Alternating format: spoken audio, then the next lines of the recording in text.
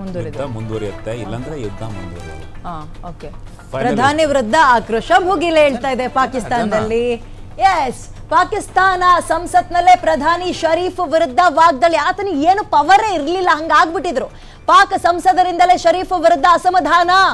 ಒಬ್ಬೊಬ್ರು ಒಂದೊಂದು ರೀತಿ ಹೇಳಿಕೆ ಕೊಡ್ತಾ ಇದಾರೆ. ಅಲ್ಲಿ ವಾಗ್ದಾಳಿ ನಡೆಸಿ ಆಕ್ರೋಶವನ್ನ ಶರೀಫಿಂದ ಏನೊಂದು ಈ ತರದ್ದು ಇದಕ್ಕೆ ಕಾರಣ ಶರೀಫೇ ಅಲ್ಲ, ಅದೇ ಪವರ್ ಇಲ್ಲ ಅವರು ಅಂತ. ಶರೀಫೇ ಅಲ್ಲ,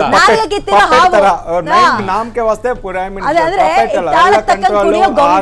ಟೆರರಿಸ್ಟ್ ಇಬ್ಬರೇ ಮ್ಯಾನೇಜ್ ಮಾಡ್ತಾರೆ ಫುಲ್ ಕಂಟ್ರಿಗೆ. ಆರಂಭದಲ್ಲಿ ಏನ್ ಸರ್, ದೇಶಕ್ಕೋಸ್ಕರ ಸೇನೆ ಬೇಕು, ಸೇನೆಗೋಸ್ಕರ ದೇಶ ಅಲ್ಲ. ಬಟ್ ಅಲ್ಲಿ ಉಲ್ಟಾ ಆಗಿದೆ ಅನ್ನೋದು ಇದಕ್ಕೆ ಕರೆಕ್ಟ್ ಆಗಿ ಹೇಳಿದ್ದಾರೆ. S S S. ಪಾಕ್ ಪ್ರಧಾನಿ ವಿರುದ್ಧ ಆಕ್ರೋಶಗಳು ಭುಗಿಲೆ ಹೇಳ್ತಾ ಇದೆ. ಎಸ್, ಯಾರ್ದು ಅಂತ ಮಾತಾಡೋಣ. ಅಲ್ಲಿ ಒಬ್ಬೊಬ್ಬ ಸಂಸದರದ್ದು ಒಂದೊಂದು ರೀತಿ ಪರಿಸ್ಥಿತಿ ಬಂದಿದೆ. ಪಾಕ್ ಪ್ರಧಾನಿ ವಿಚಾರ ಹಿಂಗೆ ಒಬ್ಬೊಬ್ರು ತಲೆ ಮರೆಸ್ಕೊಂಡಿದ್ದಾರೆ. ದಾವೂದ್ ಇಬ್ರಾಹಿಂ ಎಲ್ಲಿದ್ದಾನೆ, ಯಾವ ಬೀದಿಲಿದ್ದಾನೆ, ಅವನ ಮನೆ ನಂಬರ್ ಏನಂತ ಗೊತ್ತಿತ್ತು ಭಾರತಕ್ಕೆ. ಈಗ ಹೋಗಿದೆ ಅಂತ ಅಲ್ಲ, ಅದು ಸಾಕಷ್ಟಿಂದ ಕ್ಲಿಫ್ಟನ್ ಅಂತ ಒಂದು ಏರಿಯಾ ಇದೆ ಕರಾಚಿಲಿ. ಅದಲ್ಲಿ ಯಾವ ಬೀದಿ, ಯಾವ ಮನೆ ನಂಬರ್ ಸಂಖ್ಯೆ, ಮನೆ ಸಂಖ್ಯೆ ಅಷ್ಟು ತನಕ ಗೊತ್ತಿದೆ. ಈಗ ಬಹಿರಂಗವಾಗಿ ಹೊರಗಡೆಬೇಕಾಗಿರೋ ಅನಿವಾರ್ಯತೆ ಕೆಲಸ ಅದೇ ಅಲ್ವಾ, ಇಂಟೆಲಿಜೆನ್ಸ್ ಅದೆಲ್ಲ ತಗೊಂಡು ಇನ್ಫಾರ್ಮೇಶನ್ ರೆಡಿ ಆಗಿರ್ತಾರೆ. ಯಾವಾಗ ಅಟ್ಯಾಕ್ ಮಾಡಬೇಕು ಸಂಸತ್ತಿಂದ ಹಾವಳಿ ನೋಡಿ ಸರ್. ಅಲ್ಲಿ ಬಾಡಿ ಲ್ಯಾಂಗ್ವೇಜ್ ನೋಡಿ ಎಲ್ಲಿ ಪರಿಶಾನ್ ಆಗ್ತಾ ಇದಾರೆ. ವರಿಡ್ ಎಸ್ಟರ್ಡೇ ಒಂದು ಮೇಜರ್ ಹೆಂಗೆ ಮಾತಾಡ್ತಾ ಇದೆ ಪಾಪ, ಅವರು ಇಮೋಷನಲ್ ಆಗ್ತಾ ಇದೆ. जिसका सरदार शेर हो और उसके साथ लश्कर में गीदड़ हो तो वो शेरों की तरह लड़ते हैं. अगर शेरों का लश्कर उसका सरदार गीदड़ हो तो वो नहीं लड़ सकते, वो जंगे हार लेते हैं. इस वक्त बॉर्डर पे खड़ा वो फौजी जो हमसे तवक्को रखता है कि हमारा लीडर, जो कौमी लीडर होता है या जो वजीर आजम होता है, वो आईना होता है, वो फेस होता है, उसकी तवक्को है कि हमारी सियासी क़यादत वो दलेरी के साथ मुकाबला करेगी. जी, वाइंड अप करें, जुमे का टाइम है. आखिरी 2 मिनट दे जी. लेकिन जब आपका वजीर आजम, जब आपका लीडर बुज़दिल हो, वो मोदी का नाम ना ले सके, उसको आप क्या पैगाम दे रहे बॉर्डर पे लड़ने वाले जवान को? पता नहीं कौन सा कायद. वो इंडिया के इन मामलात के ऊपर एक स्टेटमेंट नहीं आई. जनाब डिप्टी स्पीकर साहब, मुझे टीपू सुल्तान के वो एक कॉल याद आ रहा है कि अगर एक लश्कर जिसका सरदार शेर हो और उसके साथ लश्कर में गीदड़ हो तो वो शेरों की तरह लड़ते हैं. अगर शेरों का लश्कर उसका सरदार गीदड़ हो तो वो नहीं लड़ सकते, वो जंगे हार लेते हैं. इस वक्त बॉर्डर पे खड़ा वो फौजी जो हमसे तवक्को रखता है कि हमारा लीडर, जो कौमी लीडर होता है या जो वजीर आजम होता है, वो आईना होता है, वो फेस होता है, उसकी तवक्को है कि हमारी सियासी क़यादत वो दलेरी के साथ मुकाबला करेगी. जी, वाइंड अप करें, जुमे का टाइम है. आखिरी 2 मिनट दे जी. लेकिन जब आपका वजीर आजम ಲಿಮಿಟ್ ಕ್ರಾಸ್ ಆಗ್ಬಿಟ್ಟಿದೆ ಸರ್, ಲಿಮಿಟ್ ಕ್ರಾಸ್ ಆಗ್ಬಿಟ್ಟಿದೆ ಅಲ್ಲಿ. ಒಂದು ಲೀಡರ್ ಲಯನ್ ತರ ಇರಬೇಕು, ಅವರ ಟೀಮ್ ಜಾಕಲ್ಸ್ ಡಾಗ್ಸ್ ತರ ಏನ್ ತೊಂದ್ರೆ ಇಲ್ಲ, ಬಟ್ ಲೀಡರ್ ಲಯನ್ ತರ ಇರಬೇಕು. ಬಟ್ ಅದೇ ಲೀಡರ್ಸ್ ಲಯನ್ಸ್ ಎಲ್ಲ ಟೀಮ್ ಲೀಡರ್ ಸರಿಯಾಗಿಲ್ಲ ಅಂದ್ರೆ ಏನು ಪ್ರಯೋಜನ ಇಲ್ಲ ಅಂತ ಎಕ್ಸ್ಪ್ಲೈನ್ ಮಾಡ್ತಾರೆ. ಪ್ರಧಾನಿನೇ ನರಿ ತರ ಆಗ್ಬಿಟ್ರೆ ಸೈನಿಕ ಏನು ಬಲ, ಸೈನಿಕರು ಹೇಗೆ ಹೋಗೋದು? ಸೈನಿಕ ಲೀಡರ್, ಆ ದೇಶದ ಲೀಡರ್ ನೋಡಿ ಹೇಗಿದ್ದಾರೆ. ಅವರ ದಂಡನಾಯಕನೇ ಒಂದು ನರಿ ಅಂತ. ಮೀನ್ಸ್ ಆರ್ಮಿ ಚೀಫೇ ಸರಿಯಾಗಿಲ್ಲ ಅಲ್ಲ, ಆರ್ಮಿ ಲಯನ್ಸ್ ಇರ್ಬೋದು, ಬಟ್ ಆರ್ಮಿ ಲೀಡರ್ ಸರಿಯಾಗಿಲ್ಲ ಅಂದ್ರೆ ಏನ್ ಪ್ರಯೋಜನ ಇಲ್ಲ. ಅಲ್ಲಿ ನಮ್ ಕಡೆ ಏನಂತಾರೆ, ಆರ್ಮಿ ಸರಿಯಾಗಿದೆ ಇಲ್ಲ, ಬಟ್ ಆರ್ಮಿ ಲೀಡರ್ ಸರಿಯಾಗಿದ್ರೆ ಫೇಸ್ ಲಯನ್ ತರ ಇದಾರೆ ಲೀಡರ್, ಆ ತರ ಇರಬೇಕು. ಯುದ್ಧ ಮಾಡಕ್ಕೆ ತುಂಬಾ ಚೆನ್ನಾಗಿ ಲೀಡರ್ ಕ್ವಾಲಿಟಿ ಏನು ಅನ್ನೋದು ಅವ್ರಿಗೆ ಈಗ ಅರ್ಥ ಆಗ್ತಾ ಇದೆಯಾ ಅಂತ ಬಹುಶಃ ತುಂಬಾ ಈಗ ಲೇಟ್ ಆಗಿ ಅರ್ಥ ಆಗ್ತಿದೆ. ಬಟ್ ಅವ್ರ ಆಕ್ರೋಶ ಕಾರಣ ಸರ್ ಅದೆಲ್ಲ ಲಿಮಿಟ್ ಕ್ರಾಸ್ ಆಗ್ಬಿಟ್ಟಿದೆ. ಈಗ ಒಬ್ಬ ಎಂಪಿಗೂ ಅಲ್ಲಿ ರಕ್ಷಣೆ ಇಲ್ಲ ಅನ್ನೋ ಪರಿಸ್ಥಿತಿ ಬಂದಾಗ ಜನರ ಪರಿಸ್ಥಿತಿ ಏನ್ ಸರ್? ಅದಕ್ಕೆ ಜನ ಕ್ಯಾಕರ್ಸ್ತು ಅಂತ ಹೋಗಿತಾ ಇರೋದು. ಅವ್ರಿಗೆ ಒಂದ್ ರೀತಿ ಹೆಂಗಾಗಿದೆ ಅಂದ್ರೆ ಮಧ್ಯದಲ್ಲಿ ಸಿಗಾಕಬಿಟ್ಟಿದ್ದಾರೆ. ಈ ಕಡೆ ಇವ್ರು ನಂಬಂಗಿಲ್ಲ ಅಂತ ಗೊತ್ತಾಗಿದೆ, ಓಡೋದಕ್ಕೆ ದಾರಿ ಇಲ್ಲ, ಜೀವ ಉಳಿಸ್ಕೋಬೇಕು. ಬಡಪಾಯಿ ಜನರ ಪರಿಸ್ಥಿತಿ ಏನ್ ಹೇಳ್ತೀರಿ ಸರ್? ನೋಡಿ ಅವಾಗ ನಾನು ಹೇಳ್ತಾ ಇದ್ದೀನಲ್ಲ, ಜನಗಳಿಗೂ ತುಂಬ ತೊಂದರೆ ಇರುತ್ತೆ, ಜನಗಳಿಗೂ they are trying to hide. ನೀವು ಎಷ್ಟು ದೊಡ್ಡ ತಪ್ಪು ಮಾಡಿದಿರೆ ಇಂಡಿಯಾ ಬಗ್ಗೆ, ಇಂಡಿಯಾಗೆ ಅಟ್ಯಾಕ್ ಮಾಡಿ. ಈ ಸಿಚುವೇಶ್ನಲ್ಲಿ ನಿಮ್ಮ ಮಿಸ್ಟೇಕ್ಗೋಸ್ಕರ ನಾನು ಸತ್ತೋಗೋಕ್ಕೆ ಸಿಚುವೇಶ್ನಲ್ಲಿ ಬಂದಿದ್ವಿ ಅಂತ ಸಿಚುವೇಶನ್ನಲ್ಲಿ ಕಂಪ್ಲೀಟ್ ಅಪೋಸಿಷನು ಕಂಪ್ಲೀಟಾಗಿ ಬ್ಲೇಮ್ ಮಾಡೋ ಸಿಚುವೇಶನ್ ಆಗಿತ್ತು. Not only opposition leaders, even support ಗೌರ್ಮೆಂಟಲ್ಲಿ ಯಾರು ಲೀಡರ್ಸ್ ಇದ್ದಾರೆ ಅವನು ಹಾಗೆ ಆಗಿದ್ದಾರೆ. ನಿಜ ನಿಜ ನಿಜ.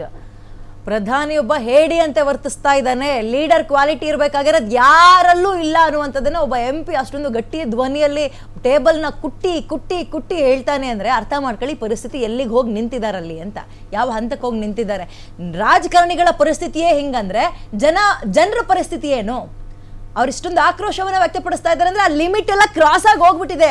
ಅಲ್ಲಿ ಜೀವ ಉಳಿಸ್ಕೊಂಡ್ರೆ ಸಾಕು, ಹಣ ಆಸ್ತಿ ಅದೆಲ್ಲ ಸೆಕೆಂಡ್ರಿ, ಜೀವ ಉಳಿಸ್ಕೊಂಡ್ರೆ ಸಾಕು ಅನ್ನೋ ಪರಿಸ್ಥಿತಿಗೆ ಬಂದ್ಬಿಟ್ಟಿದೆ ಶಶಾಂಕ್ ಸರ್. ಹೌದು, ಅಲ್ಲಿನ ಪರಿಸ್ಥಿತಿ ಈಗ ನಿನ್ನೆ ಒಬ್ರು ಅಳ್ತಾ ಇದ್ರು, ಜೀವನ ಇದೆ ಅಂದ್ರೆ ಸಾಕು ಅಂತ ಪರಿಸ್ಥಿತಿ ಇದೆ. ಆ ತರ ಸಿಚುವೇಶನ್ ಆಗುತ್ತೆ. ಜೀವನ ಈಗ ಯಾವ ಸಂಸದರನ್ನ ನಂಬ್ಕೊಂಡು ಸೇನೆ ಮುಂದೆ ಹೋಗ್ತಾ ಇತ್ತು, ಈಗ ಅವ್ರ ಪರಿಸ್ಥಿತಿ ನೋಡಿ. ನಿನ್ನೆ ಒಬ್ರು ಅಳ್ತಾರೆ, ಇವತ್ತೊಬ್ರು ಚೀರಾಡ್ತಾ ಇದ್ದಾರೆ. ದೇಶದ ಪ್ರಧಾನಿನ ನರಿಗೆ ಹೋಲಿಸ್ತಾ ಇದ್ದಾರೆ. ಅಂದ್ರೆ ಅವ್ರು ಹೇಳ್ತಿರೋದು 100% ಸತ್ಯ. ನಮ್ಮ ಲೀಡ್ರು ಹುಲಿ ತರ ಇದ್ರೆ, ಲಯನ್ ತರ ಇದ್ರೆ ಹಿಂದಿರೋರ್ಗೆ ಆ ಧೈರ್ಯ ಇರುತ್ತೆ, ಆ ಫೇಸ್ ಅದು, ಆ ದೇಶದ ಫೇಸ್ ನೋಡಿ, ಸೈನಿಕರ ಮನೋಬಲ ನೋಡಿ ಅಂತ ನಮ್ಮ ದೇಶದ ಪ್ರಧಾನಿಗಳ ಬಗ್ಗೆ ಹೆಮ್ಮೆಯಿಂದ ಅವನು ಹೇಳ್ತಿದ್ದಾನೆ. ಅವ್ರ ದೇಶದ ಪ್ರಧಾನಿಗೆ ನರಿಗೆ ಹೋಲಿಸ್ತಾ ಇದ್ದಾರೆ ಆ ದೇಶದವರು. ಪರಿಸ್ಥಿತಿ ಎಲ್ಲಿಗೆ ಬಂದ್ಬಿಟ್ಟಿದೆ ಅಂದ್ರೆ, ಒಬ್ಬ ದೇಶದ ಜನರಲ್ ತಗೊಂಡಂತ ನಿರ್ಧಾರಗಳು, ಆ ಮೂರ್ಖತನದ ಸ್ಟೆಪ್ಸು ಆ ದೇಶದ ಅಧೋಗತಿ ಪರಿಸ್ಥಿತಿಗೆ ಇವತ್ತು ಕಾರಣ ಆಗಿದೆ. ಈಗಲೂ ಪ್ರಪಂಚಕ್ಕೆ ಅವ್ರು ತೋರಿಸ್ತಾ ಇಲ್ಲ ಎಷ್ಟು ಧ್ವಂಸ ಆಗಿದೆ, ಎಷ್ಟು ಡ್ಯಾಮೇಜ್ ಆಗಿದೆ ಪಾಕಿಸ್ತಾನದ ಒಳಗಡೆ ಅಂತ. ಈಗಲೂ ಅವ್ರಿಗೆ ಹೊರಗಡೆ ಬಿಡ್ತಾ ಇಲ್ಲ.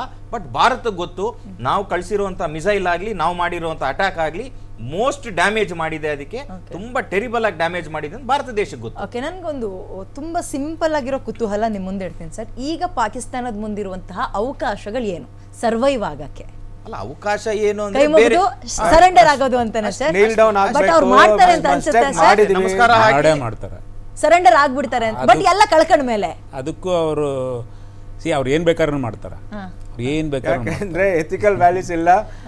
ಅವಕಾಶ ಸಿಕ್ಕಿದ್ರೆ ಅಟ್ಯಾಕ್ನು ಮಾಡಕ್ಕೆ ರೆಡಿ ಆಗ್ತಾರೆ, ಅವಕಾಶ ಸಿಕ್ಕಿಲ್ಲ ಅಂದ್ರೆ ನೀಲ್ ಡೌನ್ ಹಾಕಿ ಕೈ ಜೋಡಿಸ್ತಾರೆ. ಈ ಕಡೆ ನಂಬ್ಕೊಂಡಿರೋ ಚೀನಾ ಎಂತ ಖತರ್ನಾಕ್ ಅನ್ನೋದು ಈಗ ಗೊತ್ತಾಗ್ತಾ ಇದೆ ಅವ್ರಿಗೆ. ಜೊತೆಗೆ ಒಳಗಿರೋ ರಾಜಕಾರಣಿಗಳು ಇಂಥ ಪರಿಸ್ಥಿತಿ, ಪಾಪ ಜನರ ಪರಿಸ್ಥಿತಿ ಏನ್ ಸರ್? ಈ ವಿಚಾರದಲ್ಲಿ ನಾವು ಸ್ವಲ್ಪ ಕರುಣೆಯನ್ನ ತೋರಿಸ್ಬೇಕಾಗುತ್ತೆ ಜನರ ವಿಚಾರದಲ್ಲಿ. ಅಂದ್ರೆ ಈಗ ಅವರು ನಂಬ್ಕೊಂಡು ಹಿಂಗ್ ಹಾಳಾಗ್ಬಿಟ್ರಲ್ಲ ಅನ್ನೋ ತರ ಎಲ್ಲಿಗೆ ಹೋಗ್ತಾರೆ, ಎಲ್ಲಿ ಸರ್ವೈವ್ ಆಗ್ತಾರೆ? ಪಾಕಿಸ್ತಾನ ಈ ರೀತಿ ಆಗೋದಕ್ಕೆ ಕಾರಣನೇ ಜನರೇ. ಈಗಲೇ ಒಂದು ದೇಶ ಅಂದರೆ ಸರ್ಕಾರ ಒಂದು ಕಡೆ, ಜನರು ಒಂದು ಕಡೆ. ಸರ್ಕಾರ ತಪ್ಪು ಮಾಡಿದ್ರೆ ಜನರನ್ನ ಅವ್ರನ್ನ ಕಂಟ್ರೋಲ್ ಮಾಡಬೇಕು, ಜನರನ್ನ ಕಂಟ್ರೋಲ್ ಮಾಡೋದು ಸರ್ಕಾರದ ಕೆಲಸ.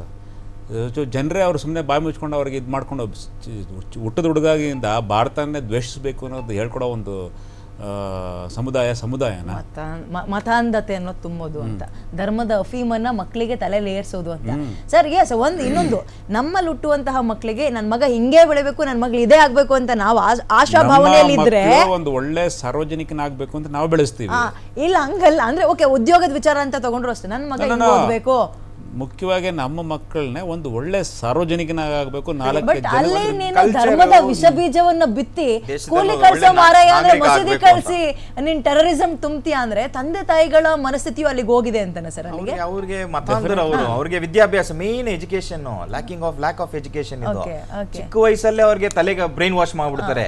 ಆಸಿಮ್ ಮುನೀರನ ಇದು ವಿದ್ಯಾಭ್ಯಾಸ ಆಗಿದ್ದೆ ಈ ಮದ್ರಸಾಗಳು. ಆಸಿಮ್ ಮುನೀರ್ ಓದಿದಂತವ್ರು ಏನಾಗ್ತಾರೆ, ಸ್ಕೂಲ್ಗಳಲ್ಲಿ ಓದವ್ರು ಏನಾಗ್ತಾರೆ ಅಂತ ಈ ಜನ್ನತ್ ಅನ್ನೋದನ್ನ ತೀರಾ ತಲೆಗೆ ತುಂಬಿಟ್ಟಿದ್ದಾರೆ. ನೀವು ಅವ್ರಿಗೆ ಶತ್ರು ದೇಶದ ಮೇಲೆ ದಾಳಿ ಮಾಡಿದ್ರೆ ನಿನ್ಗೆ ಸ್ವರ್ಗ ಪ್ರಾಪ್ತಿ ಆಗುತ್ತೆ, ನೀನ್ ಅಲ್ಲೂ ಹೋಗ್ತೀಯ, ನಿನ್ನ ಕುಟುಂಬ ಹೀಗಿರುತ್ತೆ ಹಾಗಿರುತ್ತೆ ಅಂತ. ಯಾವುದು ಇಲ್ಲ. ಇವ್ರ ಜನ್ನತ್ಗಳನ್ನ ನಾವು ತೋರಿಸ್ತಾ ಇದೀವಿ, ಇತ್ತೀಚೆಗೆ ನಾವು ಕಳಿಸ್ಕೊಡ್ತಾ ಇದೀವಿ. ನೀನ್ ಎಲ್ಲಿ ಹೋಗ್ಬೇಕು ಅಲ್ಲಿ ಹೋಗಪ್ಪ, ನೀನು ಹೋಗಿ ನಾನು ಕಳಿಸ್ದೆ ಅಂತ ಹೇಳು ಅನ್ನೋ ರೀತಿಯಲ್ಲಿ ನಾವು ಕಳಿಸ್ತಾ ಇದೀವಿ ಅವ್ರಿಗೆ. ಒಂದು ಸ್ವಲ್ಪ ಕರೆಕ್ಷನ್ ಇವ್ರು ಹೇಳಿದ್ದಕ್ಕೆ ಸಾರಿ. ಶತ್ರು ದೇಶ ಅಲ್ಲ, ಇಸ್ಲಾಂ ಅಲ್ಲದೆ ಬೇರೆ ಒಂದು ಧರ್ಮಗಳ ಮೇಲೆ ನಾವು ದಾಳಿ ಮಾಡಿ ಅವ್ರನ್ನ ಧ್ವಂಸ ಮಾಡಿದ್ರೆ ಇಲ್ಲ, ಅವ್ರನ್ನೇ ಇಸ್ಲಾಂಗೆ ಅವರ ಮತ ವರ್ಗಾವಣೆ ಮಾಡಿದ್ರೆ ಅವರೆಲ್ಲ ಸ್ವರ್ಗಕ್ಕೆ ಹೋಗ್ತಾರೆ ಅನ್ನೋದು ಶತ್ರು ಅಲ್ಲ. ಶತ್ರು ಈಸ್ ಬೇರೆ ಮಾತದು. ಓಕೆ, ಶತ್ರು ಅಲ್ಲ. ಇಸ್ಲಾಂ ಬಂದ್ಮೇಲೆ ಅವ್ರ ಹಂಗೆ ಇಸ್ಲಾಂ ಬೆಳೆಸಿದವರು ಅದಕ್ಕೋಸ್ಕರ ಪ್ರಾಣ ಕೊಟ್ಟರೆಲ್ಲ ಸ್ವರ್ಗಕ್ಕೆ ಹೋಗ್ತಾರೆ ಅಂತ ಹೇಳೋದು. ಆಮೇಲೆ ಆಯಾತ್ ಈಗ ಸೂರ ತೀರ್ಥ 9 ತೀರ್ಥ ಆಯಾತ್ ತಗೊಳ್ಳಿ 5 ಸರ್, ಓದ್ ನಮ್ಮಲ್ಲೇ ನೋಡಿ ಹಿಂಗ್ ಒಂದ್ಸರಿ. ವಿಂಗಡಣೆ, ನಂಬದು ನಮ್ದಲ್ಲೇ ಇರುವಂತಹ ಗ್ಯಾಂಗ್ ಇರೋದು, ಬೇರೆ ಧರ್ಮದಲ್ಲಿ ಬಿಟ್ರೆ ಆ ಧರ್ಮದಲ್ಲಿ ಅಂತವ್ರು ಒಬ್ರು ಹುಡ್ಕಕ್ಕಾಗಲ್ಲ. ಮನೆಗೆ ಹೋದ್ಮೇಲೆ ಸೂರ 9 ಆಯಾತ್ ಓದ್ಬೇಕಂತ ಹೇಳ್ತೀರಾ 5 ಓದು ಅಂತೇಳಿ ಆ ಥರ 400 ಶ್ಲೋಕಗಳ ಆಯಾತಗಳಿದೆ ಅವರಲ್ಲಿ. 400 ಇದೆ, 1 2 ಅಲ್ಲ 400 ಇದೆ. ಹುಡುಕ್ ಓದ್ ನೋಡಿ ಗೊತ್ತಾಗತ್ತೆ. ಸೊ ಈಗ ಇನ್ನೊಂದಂದ್ರೆ ಪವರ್ಟಿ ಇದೆ ಪಾಕಿಸ್ತಾನ. ಪವರ್ಟಿನಿಗೂ ತುಂಬಾ ಅಡ್ವಾಂಟೇಜ್ ತಗೊಳ್ತಾ ಇದ್ರಿ ಟೆರರಿಸ್ಟ್. ಯಾಕಂದ್ರೆ ಯಂಗ್ ಬಾಯ್ಸ್ ತಗೊಳ್ತಾ ಇದ್ರಿ, ನೀವು ಬನ್ನಿ, ನೀವು ಏನ್ ಮಾಡ್ತಾರೆ ಕೆಲಸ ಏನಿಲ್ಲ ಸಿಕ್ಕಲ್ಲ, ನೀವು ಏನು ಓದಿರ್ಲಿಲ್ಲ, ನೀವು ಬನ್ನಿ, ನಿಮ್ಗೆ ಇದೇನೇ ನಿಮ್ ಕೆಲಸ, ಇದೇ ನಿಮ್ ಜಾಬ್, ಬನ್ನಿ ನಿಮ್ಗೆ ಆಮೇಲೆ ಕೊನೆ ಅಸ್ತ್ರ ಪ್ರಯೋಗ ಮಾಡ್ತಿದ್ದಾರೆ ಸರ್. ಅಂದ್ರೆ ಭಾವನಾತ್ಮಕವಾಗಿ ವಿಶ್ವವನ್ನ ಸೆಳೆಯೋದು, ಮಕ್ಕಳ ಹತ್ರ ವಿಡಿಯೋಗಳನ್ನ ಮಾಡಿಸೋದು, ಕಣ್ಣೀರ್ ಹಾಕೋತರ, ಇವೆಲ್ಲವೂ ನನ್ನಿಂದ ಸ್ವಲ್ಪ ಜಾಸ್ತಿ ಆಗ್ತದೆ. ನೀವ್ ಹೇಳಿದ್ರೆ ನಾವೇನು ಆಕ್ಷನ್ ತಗೊಂಡೇ ಇಲ್ಲ, ಇದು ಜಸ್ಟ್ ಫಸ್ಟ್ ಸ್ಟೆಪ್ ಅಲ್ಲಿ ಇದೀವಿ ಅಷ್ಟೇ, ಯುದ್ಧ ಇನ್ನು ಅನೌನ್ಸ್ ಆಗಿಲ್ಲ ಅಂತ. Not even first step, we are still in zero. We are still in zero. ಹಾಗೆ ಇದಕ್ಕೆ ಪತ್ರಗುಟ್ಟು ಹೋಗಿದೆ. ಅಲ್ಲೊಬ್ಬ MP ಮೇಜನ್ನ ಕುಟ್ಟಿ ಹೇಳ್ತಾರೆ, ನೆನ್ನೆ ಅಳ್ತಾ ಇದ್ರು, ಇವತ್ತು ಕಿರ್ಚಾಡ್ತಾ ಇದ್ದಾರೆ. ಅದು ಎಲ್ಲಿಗೆ? ಅವ್ರ ಪ್ರಧಾನಿ ವಿರುದ್ಧ. ಸೊ ವಾಟ್ ನೆಕ್ಸ್ಟ್ ಅನ್ನುವಂಥದ್ದು ಕುತೂಹಲ ಮೂಡಿಸ್ತಾ ಇದೆ ನಮ್ಗಂತೂ, ಇಲ್ಲಿ ಕುತ್ಕೊಂಡು ಮಾತಾಡ್ತಾ ಇರೋರಿಗೆ. ಮಗದೊಂದ್ ಕಡೆ ಆರ್ಥಿಕತೆಯಲ್ಲಿ ಪಾತಾಳ ಸರ್. ಅವರು ಹೇಳಿದ್ರಲ್ಲ 3,000 ಮೇಲೆ ಅವರು ಲಿಮಿಟ್, ಈಗ ಹಣವನ್ನ ಡ್ರಾ ಮಾಡ್ಕೊಳಂಗಿಲ್ಲ, ಆ ಹಂತಕ್ಕೆ ಹೋಗಿದ್ದಾರೆ.